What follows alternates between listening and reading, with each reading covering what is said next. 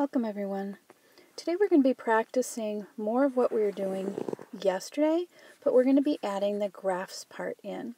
So we're still looking at independent, dependent, figuring out the table, but then we're going to add in the graph. So can you please at least do this first part on your own and then come back? Alright, this is what I have so far. I figured that the independent variable was the number of packages and the dependent variable was the total number of beverages. And this is because the total number depends on the number of packages.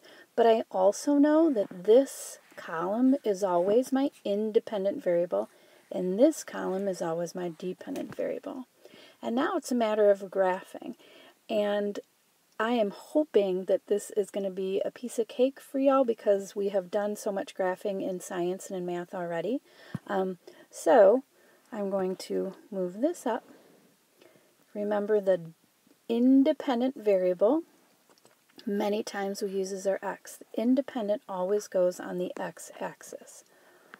So this is going to be my 0, and we're always going to tell what the numbers mean.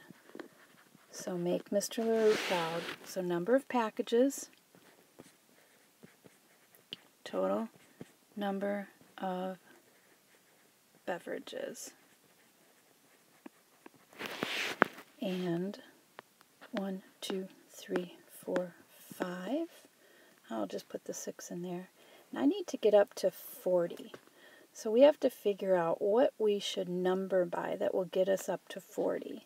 We have 1, 2, 3, 4, 5, 6 lines.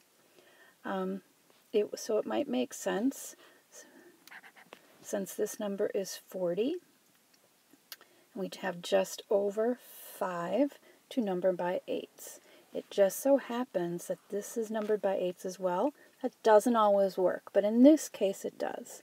So 16, 24, 32, 40, 48. So at 0, there is 0. At 1, there is 8 beverages. At 2 packages, there were 16. At 3, there is 24. And here is our nice graph. Perfect. Okay, this is reverse. Now you're given the graph and you have to figure out which is the independent variable, dependent variable, and then state the relationship between them using the quantities shown. So I know that my independent variable is always going to be down here and my dependent variable is going to be here. I also know that the number of miles depends on the number of hours that I drive. The more hours I drive, the more miles. So the number of miles depends on the number of hours. The number of hours does not depend on the number of miles. So I can say that, so if I make a statement, I would say the number of miles depends on the number of hours traveled. But now we have to look closer and come up with some quantities.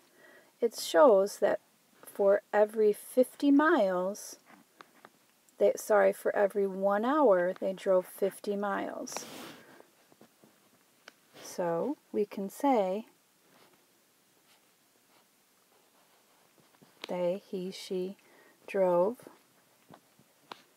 50 miles for every 1 hour.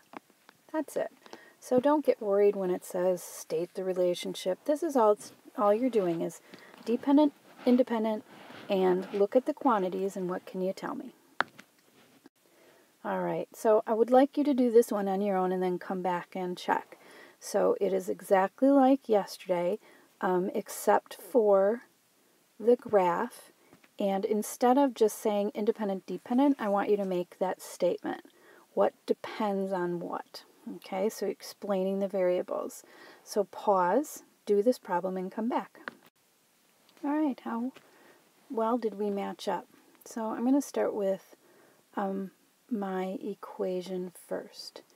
It says, write an equation to show the relationship R, number of rides, and the total cost.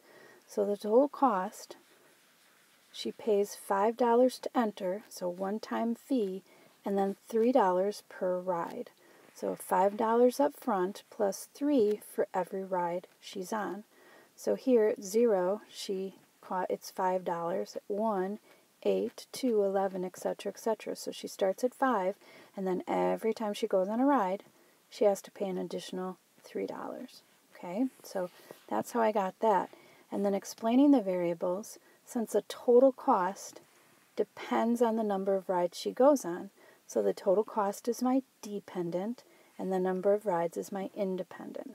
So I know my independent goes down on the x-axis, my dependent goes on the y-axis. I numbered 1 through 5, and then I had to look at how I was going to number my axes over here. I had to get up to 20.